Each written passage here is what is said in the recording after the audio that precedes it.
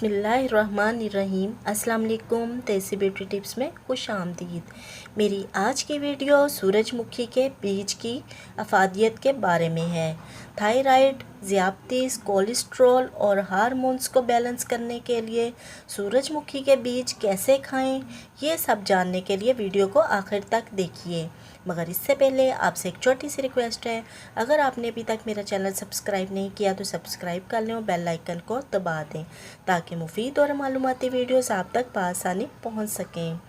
सूरजमुखी के बीज में विटामिन ई और सी वाफर मिकदार में पाया जाता है। सूरजमुखी के बीज हर तरह के कैंसर से बचाते हैं, हार्मोन्स को बैलेंस रखते हैं, थायराइड को कंट्रोल करने के लिए ये एक बेहतरीन दवा है। सूरजमुखी के बीज में कैलोरीज वाफर मिकदार में पाई जाती हैं जो हड्डियों को मजबूत बनाती हैं। ये डिप्रेशन, टेंशन को ख़त्म करके दिमाग को फ्रेश करते हैं, स्किन को झुर्रियों से बचाते हैं, स्किन के लिए भी बहुत मुफीद हैं, चेहरे के दाने और दागों से भी निजात मिलती है और जिल्द को खूबसूरत और जवां रखते हैं। सूरजमुखी के बीज हमारे बालों पर भी ज़बरदस्त असर करते हैं।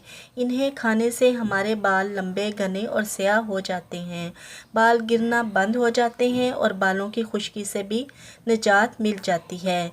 दिमागी क़ुव्वत को बढ़ाने के लिए 5 से 10 ग्राम रोज़ाना खाने से दिमागी क़ुव्वत बढ़ती है। खाने की किसी भी चीज़ में इसको इस्तेमाल कर सकते हैं। ये बीज प्रेगनेंसी के दौरान और प्रेगनेंसी के बाद भी खाने से बहुत फ़ायदा होता है। थायराइड, ज़ियादतीस, कोलेस्ट्रॉल, हार्मोन्स प्रॉब्लम्स के लिए बहुत फ़ायदेमंद हैं। हड्डियाँ मजबूत बनाते हैं और जोड़ों के दर्द से निजात देते हैं।